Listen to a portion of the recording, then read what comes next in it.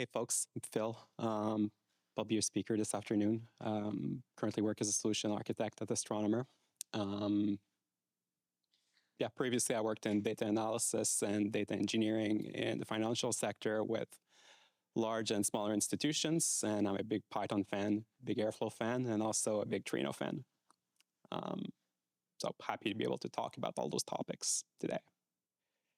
So what is Trino? Trino is a parallel processing engine, SQL processing engine. So when you submit a SQL query to Trino, the work is split across many worker nodes. Each performs a portion of the data processing operation, and that allows Trino to scale horizontally and process large data sets quickly. It decouples computation from storage. So that means that you can scale your compute layer, so your workers, independently of where your data actually sits, whether that's on an object store, in a data lake, in databases. And this flexibility essentially helps optimize cost and resource usage. One of Trino's main strength is federation. It can query data across multiple sources in one SQL statement. So for instance, you could join data in S3 with rows in a relational database or even a Kafka topic, all without any manual data movement. To that end, it uses a modular connector model, and each connector implements a standard interface that talks to a particular data source or format. Trino doesn't persist your data. All actual data remains in your existing systems. Trino reads from external sources with connectors. It doesn't store any of your data sets. It's got a UI, which is fairly basic, but that's part of what we're going to talk about today, basically how to use it effectively in the context of Airflow and what that brings to the table. Architecture in brief, there's a coordinator node, worker nodes, and connectors. So the coordinator is essentially the brain of a Trino cluster. It accepts SQL queries from clients and parses, analyzes, and essentially generates the query plan. Once the plan is built, it divides the work in stages, then tasks, then schedules them across available worker nodes. It tracks task progress, handles retries, and aggregates results, and returns them to the client. Typically, there's only one active coordinator per cluster. Sometimes there's a standby, but it's basically a single source component. Worker nodes perform the actual data processing. Each worker essentially executes one or more tasks that are assigned by the coordinator. And within a task, essentially, Trino runs an operator pipeline. And it basically scans data, does filtering, joining, and aggregation in sequences. Workers communicate with each other to exchange intermediate results between different query stages, but beyond that, they're stateless. Finally, connectors is how Trino interfaces with external systems. They abstract away storage, whether your storage is in Hive, in Iceberg, MySQL, or Kafka topic. Basically, everything interacts through the same connector interface. So this layer essentially allows Trino to query diverse data sources in one SQL statement without moving data, which is really powerful. It basically makes it storage agnostic, and that's what enables federated query capabilities. So connectors, essentially, there's a lot. For instance, you can interact with data lakes, Hive, Iceberg, Delta Lake, Hudi, RDBMS, MySQL, Postgres, MS SQL, etc. Elasticsearch, Redis, Kafka, JDBC. There's a JDBC connector, which is usually a connector that you would use to implement, new data sources. But also Pinot, Druid, ClickHouse, what have you. Essentially, it's really powerful. So what's the main themes for this presentation? Our agenda essentially is that we'll take a look at what the traditional data architecture looks like and reimagine it as a federated data layer. Second, we'll pose a thesis is that Batch actually fits in this model and that Trino is a great tool for this. And finally, we'll introduce Apache Airflow as an orchestrator for Trino queries, where finally we'll look at how to use Airflow and Trino features to structure Trino workloads. So throughout this presentation, essentially, we'll set this in the setting of a fictional firm that works in finance. Let's take a look at the main components of that firm's data architecture. So on the left side, we've got data producers. There are various operational systems or processes that create data that the company uses in the course of its business. So on top, we've got Cloud CRM, which could be Salesforce, that the company uses to manage customer relationships. In the middle, we have systems used by a market data team. Basically, this team licenses data from data vendors and makes reference data available to users throughout the company. In the bottom, we have operational systems where clients manage investments and see what's happening with their money. In the middle, we have components that are managed by a central data team. So the role is basically to run the company's data warehouse and make reliable data available to other stakeholders. In order to do this, they develop and maintain data pipelines that ingest data from the systems that produce it and perform normalization steps to integrate it. In the boxes, to write boxes, we've got data consumers, such as a risk compliance team that's responsible for monitoring portfolios against risk measures and ensure that regulations are respected. Our team could be a research team, for instance. There's a lot more, not trying to be exhaustive, but realistically, the main characteristic here is that we have a central data team that runs central data systems. And that's how most data teams operate today. Everyone's familiar with this model. However, in my opinion, there can be an issue with this approach. And the key here is that the central data team has to be responsible for building the integrations between data producers and the central data systems. And that's problematic for two reasons. First, this doesn't really disseminate knowledge and increase data literacy throughout an organization. Users are not familiar with the data itself. The data team gets overloaded with requests, and then it falls back into a transactional service model in order to manage expectations. That makes the data team less efficient than it should be ideally because it looks at data from an external vantage. It's hard to understand the context in which the data it collects and distributes is produced, which can lead to suboptimal schema design choices. And finally, being one step removed from the data producers, the integrations they build often have trouble keeping up with the changes in the source data schemas, which often can happen unpredictably. That can be a bottleneck for the business. Finally, the machinery required to process data at scale is complex, and often enough, we build our teams to manage this complexity instead of using technology in service of the people that run a business. So let's introduce Trino in the data stack. So Trino allows you to run federated queries as close as possible to the source data systems. So what this means is that the labor-intensive process of moving data into stages before ingesting it into a central warehouse is now mostly abstracted away. Doesn't mean that data movement is no longer necessary, but it does mean that the need for it shifts from being an availability concern to a performance and scalability concern. And benefits to your org with this approach is that without investing in additional resources, your data professionals are able to partner closely with downstream consumers and focus on tasks that provide additional value. This increases data literacy and gives your data team members additional context into the concrete business problems they're solving for. Here's a data model we'd be working with where data is contained in unconnected systems. So we rely on a mapping table to look up IDs across systems. We have customer data in Salesforce, which we connect to directly through Trino using a connector. We have trading data in the trading ops database, which is an operational system that's running with Postgres underneath. Market data in the data lake on S3 using Hive as a meta store, but that's not important. And mapping databases, which maps the database identifier for records that relate to the same entities throughout these systems. Finally, we have an analytics area, which is where our processes output process data. Most data systems will not allow you to run queries that cover all this data without moving it to a single system, and just the act of doing this ends up being a large part of a data team's workload.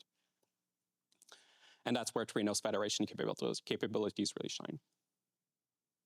So for analytics use cases, ideas from the data mesh model are gaining a lot of traction for analytic use cases, but they're also applicable to batch workflows. And while proponents of the data mesh approach insist that it's an organizational pattern first and foremost, processes require tools, and I'd argue that Trino is one of the most suitable platforms on which to implement a data mesh approach. That's because it's a great fit to process data in this kind of federated model, which we find pretty much everywhere, although it's generally not exposed. On top of that, it's fast running queries in memory and much more reliable thanks to new fault-tolerant features that were introduced a few years ago. Has lots of connectors, If you need something that's not supported out of the box, the plugin interface is very, very flexible. If built-in SQL functions are not sufficient and you need to do something very fancy, you can define custom UDFs. But most of all, you can run transformations that provide value add immediately without having to explicitly move data to an intermediate system for processing. Whether you materialize your data sets become a performance-driven decision rather than an imperative.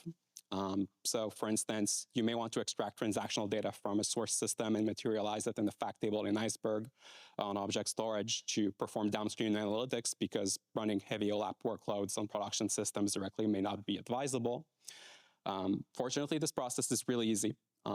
All you have to do is run a create table as select table from your source system to your destination systems, and Trino will essentially pipe your data from source to destination without the user even having to care about any platform specifics. However, designing heavy batch workflows to run on Trino is challenging and requires teams with specific skill sets. Batch workflows often have complex interdependencies and sequencing requirements, and they're also often mission-critical processes, and their failure needs to be logged, alerted, and handled. In order to help with this, we use an orchestrator, such as Apache Airflow. So Trino provides the ability to submit and manage individual queries, but there isn't really a layer on top of it to manage higher-level constructs. That's where Airflow comes in. For this audience, I'm not going to go into details on what is Airflow.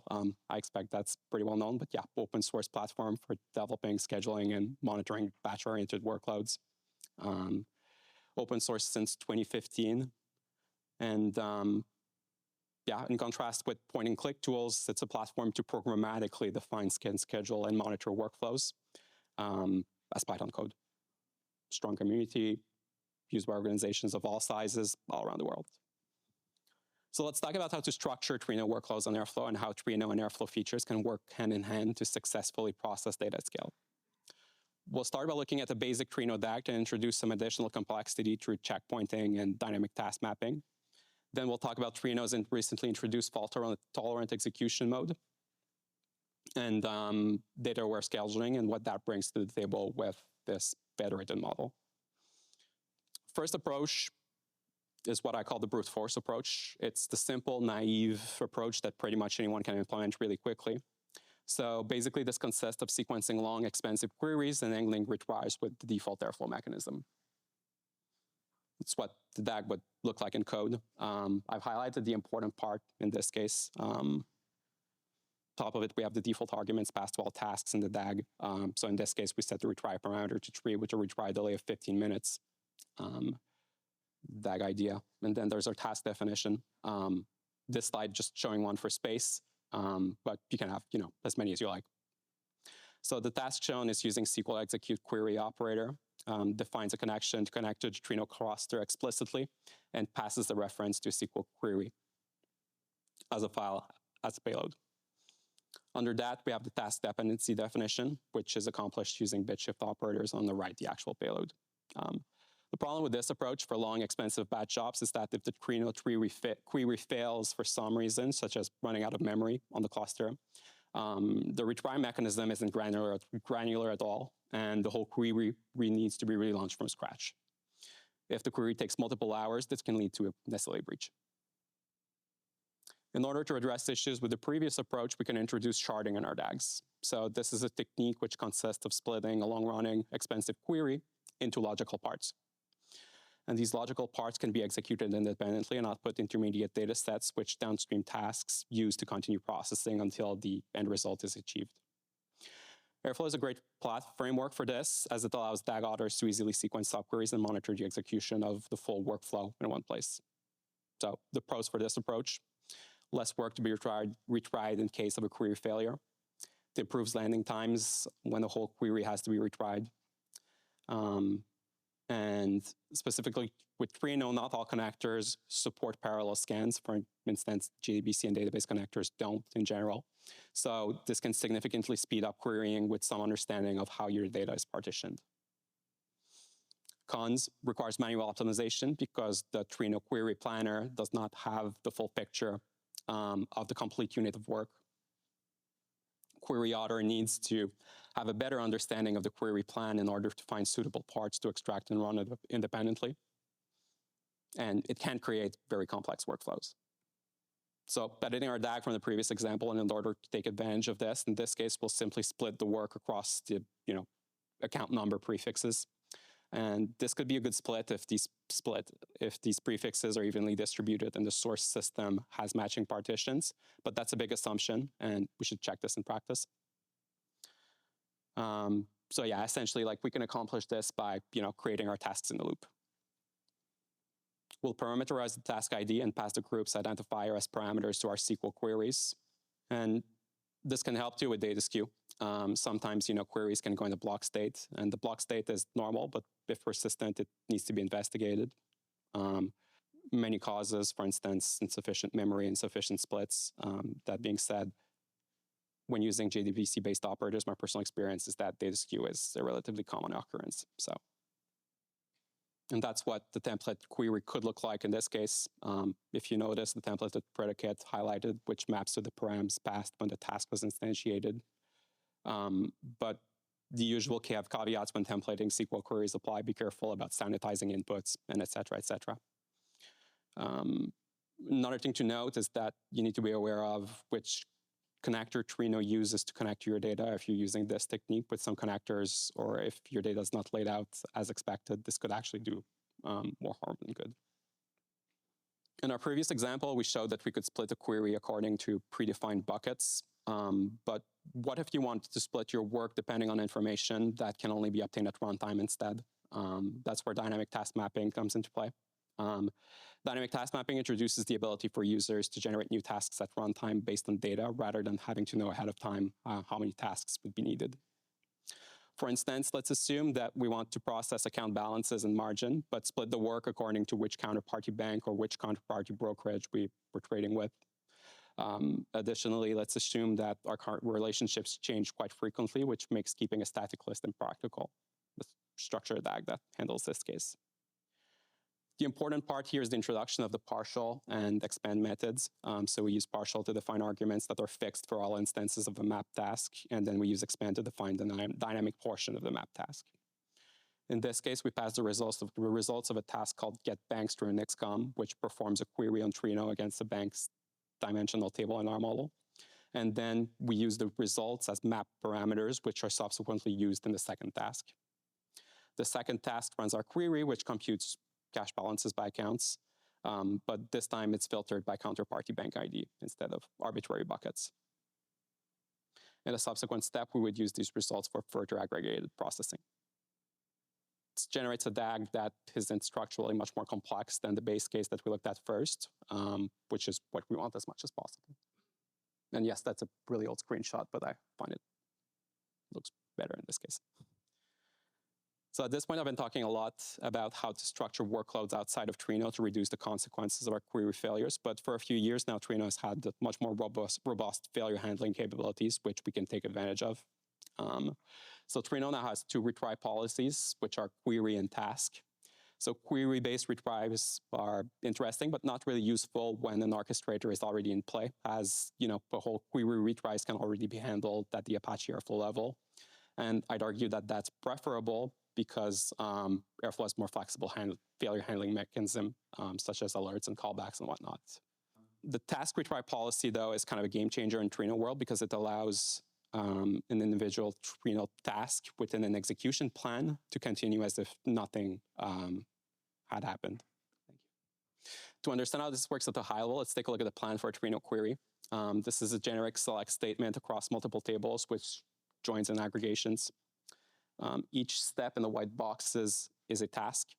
And previously, the output for these tasks would be kept solely in memory, which has two major implications. The first one is that if a node fails while running a query, the work it performed is lost and a query would entirely fail because it's not recoverable. If a node ran out of memory while running a task, the query would fail as well. This required, acrobatics around query scheduling. With task retry policy, Trino will spool task output to durable storage, which allows workers to retry failed tasks in the middle of the execution plan. That requires configuring a new component called an exchange manager that's responsible for storing and managing spooled data for fault-tolerant execution. But this introduces essentially automatic granular checkpointing to Trino queries. Caveat, though, is that sometimes the cost of task level checkpointing is not worth the overhead. In cases, for instance, where like it takes an average of 10 minutes to run a task or something, you might want to just turn it off. But realistically, this makes Trino queries much more resilient to failure and viable for long, expensive batch jobs. And I'd argue that this also makes charting less relevant as a technique sometimes. And finally, let's talk about one of Airflow's other features, which is data-aware scheduling. So data-aware scheduling introduces the concept of assets in Airflow. In the Airflow context, an asset is a stand-in for a data set, a model, or other object. Assets are updated by producer tasks, and data set updates can contribute to scheduling consumer tasks. In a Trino setting, this allows the team to launch a batch job that consumes a data set produced by another team based on interdependent transformations in a decoupled yet explicit way. So let's take a look at how we can use this to decouple the work of two teams. That's the code required to make use of this feature. So on the left, we have a task that produces data sets and an asset and defines outlets. In this case, the producer is producing a count balance data set. On the right, we have a DAG definition that bases its scheduling decisions on data dependencies. The batch jobs have an explicit direct dependency on the account balance data set being updated. This means that its transformations won't accidentally trigger and run with stale data. It's pretty simple, but also pretty powerful. And that's essentially what schedule based on a data set would look like in the Airflow UI as of now. If you can see here, in some cases, you can actually, predicate DAGs to run on schedule based on multiple data sets that need to be updated, and that allows you to only trigger if all data sets depend on have been updated at least once since its last run. And then we can see data dependencies across different DAGs explicitly in the assets page, and that essentially gives a list of assets defined on an Airflow instance and the dependency graphed between producing and consuming DAGs. And yeah, essentially, like, why am I talking about this feature in the context of Trino? It's because in a world where data engineers shift right and work more with business users, this decoupling allows teams to publish and consume data assets efficiently. So takeaways, essentially, brute force approach to running Trino is viable, but task-based fault tolerance should be enabled on your cluster. And I'd recommend essentially enabling task-based fault tolerance on your Trino cluster by default if your tasks run for like over 15 minutes on average. Task-based fault tolerance reduces the need for shards on your code. Dynamic task mapping is a great way to structure workloads if you need to adapt structures at runtime, and you can produce Airflow assets so that other Airflow users within your org can use your data products efficiently with asset scheduling. And that's it. Thank you.